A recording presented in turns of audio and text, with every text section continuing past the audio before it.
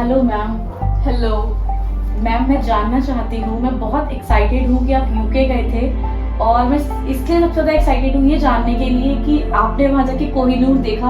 हाँ, मैंने देखा और स्पेशली मैं उसको देखने गई थी। आपने उसके बाद में वहाँ जाके रिसर्च भी किया होगा। हाँ, मैंने थोड़ी बहुत रिसर्च की है और मेरे थोड़े बहुत रिसर्च के मुताबिक मैं आपसे कुछ चीज़ें शेयर करना चाहती मैम हूँ। वही जानने के लिए मैं बहुत एक्साइटेड हूँ। कोहिनूर कैसा है, आपने उसे देखा, वो कैसे मिला, उसकी हिस्ट्री के बारे में प्लीज़ मुझे कुछ बताइए। हाँ, वो 13,000 ईस्वी में लगभग 5,000 साल पहले ये गोलाकोंडा जो आंध्र प्रदेश में है, तेलंगाना में है, तो वहाँ की खदानों में मिला था। जब वर्कर काम कर रहे थे तो उनको एक ऐसी चीज जो इतनी तेज चमक रही थी तो उनको वो दिखी। उन्होंने मतलब इतना अंधेरा था उस खदान में, लेकिन उस चीज से सब जगमग जगमग हो रहा था। तो उन्होंने वो चीज उठा के भद्रकाली माता के मंदिर में ले जाके एक मूर्ति की लेफ्ट आंख में लगा दी। तो उस टाइम आपको पता है अलाउद्दीन खिलजी अपना राज करना चाहता था, उसका शासन चल रहा था। तो उनके लेफ्ट हैंड जो थे मलिक काफूर, जिनके ऊपर बहुत ट्रस्ट करता था अलाउद्दीन खिलजी, तो उसने उसको बोला कि आप, उस टाइम कलकत्तियों का राज भी होता था, तो आप कलकत्तों के पास उनका राज उनका छीन के लाओ और जितना भी आप खजाना छीन सकते हो आप खजाना छीनो। आपने सुना होगा, आपने देखा भी होगा, पढ़ा भी होगा आपने कि उस टाइम मंदिरों में बहुत अटैक होते थे। क्यों होते थे? क्योंकि मंदिरों में खजाने होते थे। तो उसने काफूर ने क्या किया, हर मंदिर में लूट मार की।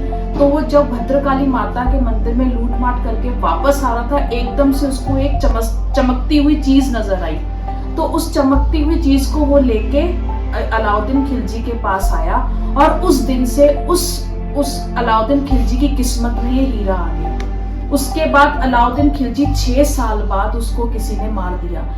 कुछ लोग तो ये भी कहते हैं कि अलाउद्दीन खिलजी को मारने वाला उसका लेफ्ट हैंड मलिक काफूर भी है। उसके बाद खिलजी के बाद तुगलक के बाद सैयद के बाद लोदी, मतलब करीबन 206 साल इन्होंने राज किया। लेकिन हिस्ट्री में हीरे का जिक्र कहीं भी नहीं हुआ, कहीं भी मेंशन नहीं थी। उसके बाद बाबर आए जिन्होंने मुगल राज कायम किया और उस टाइम मेंशन हुआ बाबर नामा में बाबर का हीरा के नाम से। तो बाबर के हीरे को उनको मारा गया। उनको मारने के बाद हुमायूं उनका बेटा आया। तो उनके एक सैनिक ने 10 साल बाद, शेरशाह सूरी एक सैनिक था, उसने क्या किया, उसने हुमायूं के ऊपर अटैक किया। हुमायूं के अटैक करने के बाद जब हुमायूं यहाँ से भाग गया ईरान, तो वहां पे ईरान का राजा था शाह तमस ने उसकी हेल्प की, उसको फिर से अटैक करने के लिए उसको एनकरेज किया। तो वो उसने एज अ गिफ्ट वो नजराना जो हीरा था वो एज अ गिफ्ट ईरान के शासक शाह तमस को दे दिया। अब देखो ये हीरा जो इंडिया में था अब वो बाहर गया, इंडिया से ईरान में गया। तो उस शाह तमस ने फिर इंडिया में अपनी पैठ बनानी शुरू की। तो एक सुल्तान को, एक अहमदाबाद के एक सुल्तान है, अहमदाबाद या किसी और एक सुल्तान को उसने एज अ नजराना, एज अ गिफ्ट उसको एक दूत के हाथ में भेजा वो हीरा। लेकिन आप देखो अनफॉर्चुनेटली ना वो दूत मिला ना वो हीरा मिला। 100 साल तक हीरे का पता ही नहीं है वो कहाँ पे है, ना उस दूत का पता चला कि वो कहाँ पे है। उसके बाद 100 साल बाद एक कर्नाटका में एक बिजनेसमैन, जिसको हम हीरो जवाहरात को बिजनेसमैन बोल दो, उसका नाम था मीर जुमला के पास उसको देखा गया। तो वहाँ के जो मुगल राज कायम था उस टाइम पे, तो उन्होंने सोचा कि ये इतना अमीर है, ये कभी ना कभी हमारे ऊपर अटैक करेगा। तो उसको, मीर जुमला को भी कहीं ना कहीं ये लगने लगा कि अब मेरे साथ कुछ गलत होगा। तो उसने जाके वो हीरा एज अ गिफ्ट शाहजहां, आपने सुना होगा नाम शाहजहां को, उसको जाके एज अ गिफ्ट दे दिया। और शाहजहां उस हीरे को देख के इतना खुश हुआ, उसने वो बोर्जिया को बुला के उसको बोला कि इसको हीरे को तराशो। और बोर्जिया से गलती से वो जो 783 कैरेट का हीरा था वो 4 गुना छोटा हो गया। मतलब 105 या 106 हो गया। तो शाहजहां को बहुत गुस्सा आया और उस बोर्जिया को उन्होंने जेल भेज दिया और उसने अपने तख्ते ताउस पे जड़वा दिया। उसके बाद आया बहादुर शाह, जिसको मार दिया गया 3 या 4 साल बाद। उसके बाद आया मुगल बादशाह मोहम्मद शाह रंगीला। वो अपने स्वभाव के ही रंगीले थे तो उनका नाम रंगीला जोड़ दिया गया, ठीक है। उसके बाद 18वीं ईस्वी की बात है ये। उसके बाद आए नादर शाह, तो आपने सुना होगा, जो ईरान का बहुत बड़ा बादशाह था और जो इंडिया आया, जिसने 90 करोड़ लेके गया, खजाना लेके गया।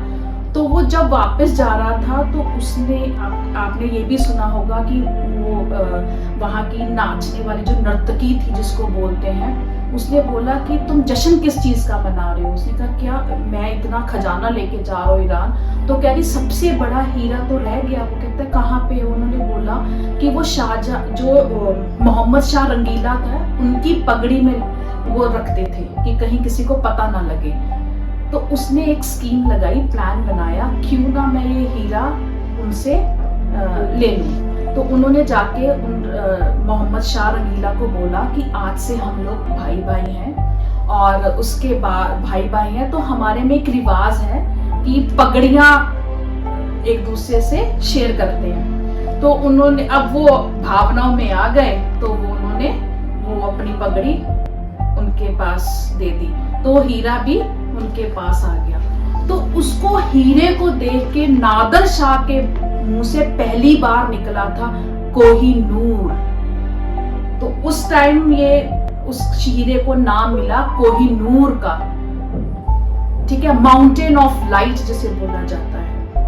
उसके बाद उस नादर शाह को भी मार दिया गया, ठीक है। नादर शाह के बाद उनका भतीजा अली शाह आया।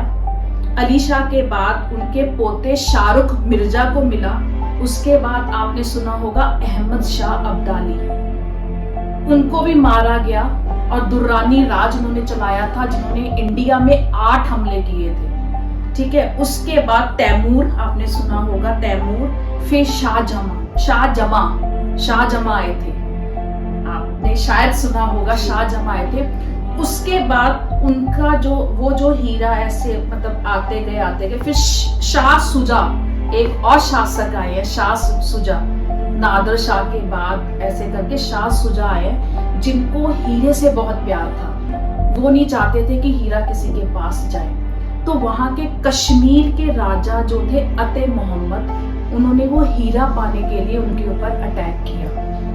उन्होंने अटैक करने के बाद उनको जेल में भेजा और ये पूछा कि वो हीरा कहाँ पे है, लेकिन वो हीरा शाह सुजा के पास नहीं होता है, वो हीरा होता है उनके परिवार के पास। तो वो जो उनकी बेगम थी, बफा बेगम नाम की थी, तो उनको डर लग गया कि अब ये हीरा चले जाएगा। तो उन्होंने क्या बोला, उन्होंने एक ऐसा बंदा, एक ऐसा शासक ढूंढना स्टार्ट किया जो बहुत ताकतवर हो और जो मतलब मरने से ना डरता हो। तो वो गई दरबारे लाहौर महाराजा रंजीत सिंह के पास। राजा रंजीत सिंह को जाके उसने अपना दर्द सुनाया, तो उसने उसी दर्द में ये बोल दिया कि अगर आप मेरे परिवार को बचा लेते हो तो फिर आपको वो हीरा हम एज आ गिफ्ट दे देंगे। तो दरबारे जो महाराजा रंजीत सिंह थे, उनके आपको तो पता ही है, वो हम लोग आगे वाली वीडियो में बताएंगे कि महाराजा रंजीत सिंह क्या थे। तो उनके राज में कोई रोता नहीं था, कोई जेल नहीं होती थी। तो उनका दर्द उनको फील हुआ, तो उन्होंने क्या किया, कश्मीर के राजे के ऊपर हमला कर दिया। हमला करने के बाद उनको बचा लिया शाह सुजा, उनकी बेगम बफा बेगम को। तो उनके बाद वो दोनों मुकर गए हीरा देने के लिए महाराजा रंजीत सिंह को। उन्होंने क्या किया, बहुत चालाकियां की, हम नहीं देंगे। एक बार उन्होंने नकली हीरा दे दिया, लेकिन महाराजा रंजीत सिंह थे ना, दरबारे लाहौर, तो उन्होंने वो जो जौहरी होता है उनको बुलाया। तो उन्होंने जब देखा ये तो नकली है, तो उन्होंने बोला कि आपने एक वादा किया था हमसे हीरा देने का, तो आप वादा क्यों नहीं पूरा करते। तो उन्होंने बोला कि अगर हम आपको हीरा दे दें तो आप हमें कुछ नहीं कहोगे, हमारे परिवार को कुछ नहीं कहोगे। तो वो हीरा महाराजा रंजीत सिंह जो सिख अंपायर थे उनके पास आया। उसके बाद वो हीरा उनको पैरालाइज हो गया था महाराजा रंजीत सिंह को। तो वो उसके बाद महाराजा रंजीत सिंह के बाद उनके जो बेटे थे महाराजा ठाकुर सिंह, ठीक है, महाराजा ठाकुर सिंह के बाद उनके पोते महाराजा नौनिहाल सिंह आए। मतलब 3-4 सालों में वो दौर ऐसा आ गया था कि अपनों ने ही अपने ये महाराजों को मार दिया, अपनों ने ही। मतलब ऐसा दौर आ गया था, एक दूसरे से ईर्खा और एक दूसरे से मतलब मरना झगड़ना ये स्टार्ट हो गया था। तो उनके बाद 10 साल का जो बच्चा था महाराजा दिलीप सिंह, जो आपने सुना है, तो उनके पास वो हीरा आया। उस टाइम अंग्रेजों का दौर था।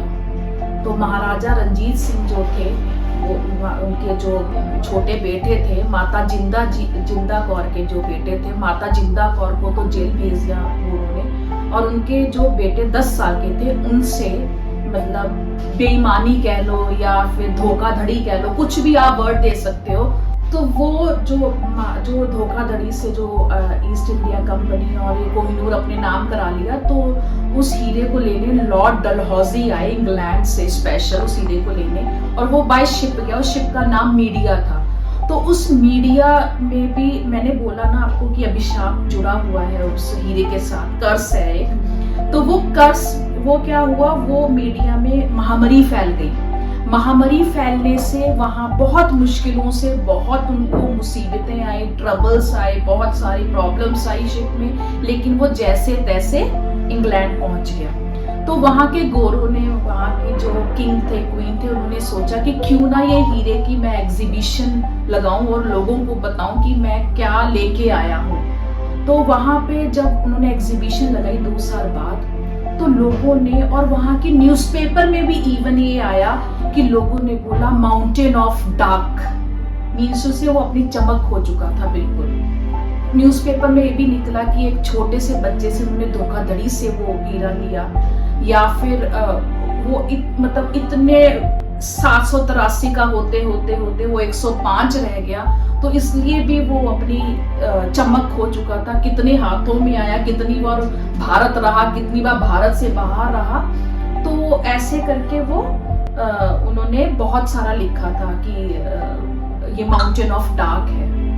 तो ये थोड़ी सी जो मैंने रिसर्च वर्क की थी वो ये है।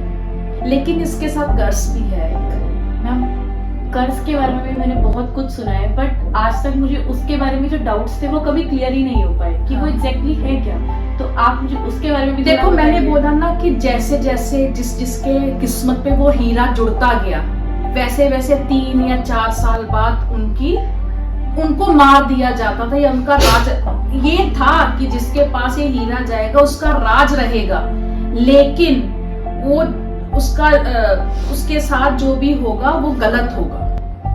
मीन्स उसे जैसे मार दिया गया या फिर कोई बीमारी लग गई, कुछ भी हो सकता है।